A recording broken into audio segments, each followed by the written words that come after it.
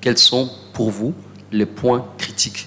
Sur quoi on doit aujourd'hui insister pour sauver justement le processus si on part de votre constat?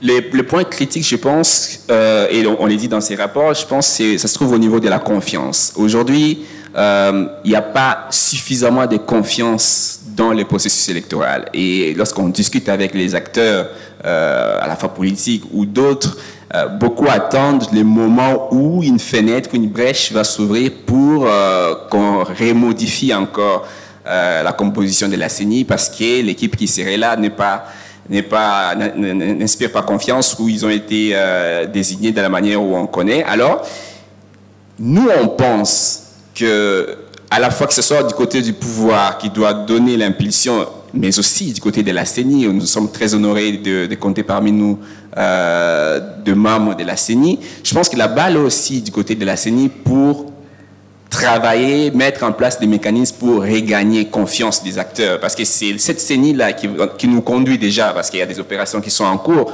Donc il faut que la CENI travaille pour redonner confiance. On a discuté avec certains acteurs, il y a des lettres qui ont été envoyées à la CENI des regroupements politiques qui disent « Mais pourquoi lorsque vous faites des concertations, des cadres de concertation, vous invitez des gens qui ne dépendent pas directement de nous. Donc, il faut que les cadres de concertation soient inclusifs, que la CENI permette l'accès aux informations ou aux activités qui sont en cours pour que, petit à petit, cette confiance-là soit retrouvée. Parce que sans confiance dans la CENI, dans l'arbitre, ce sera très compliqué pour les processus électoraux en cours.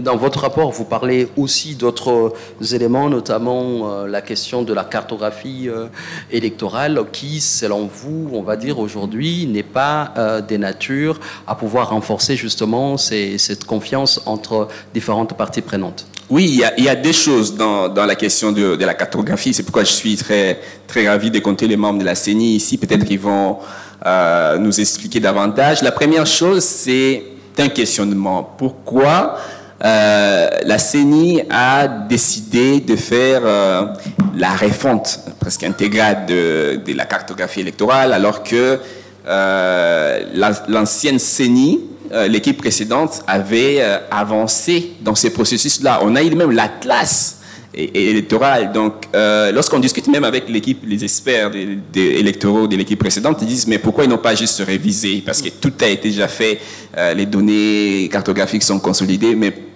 pourquoi on est allé jusqu'à refaire tout en entier? Ça, c'est une chose.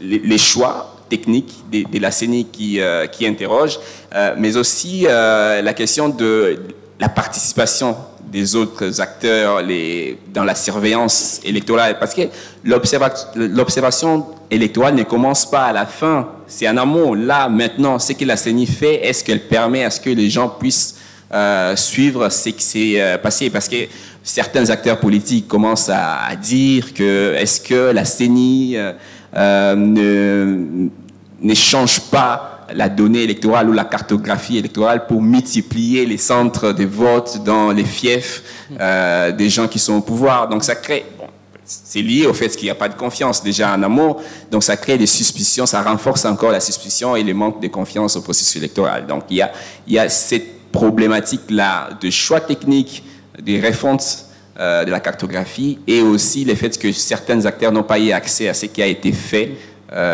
pendant ces processus de cartographie qui, visiblement, ne rassurent pas tout le monde.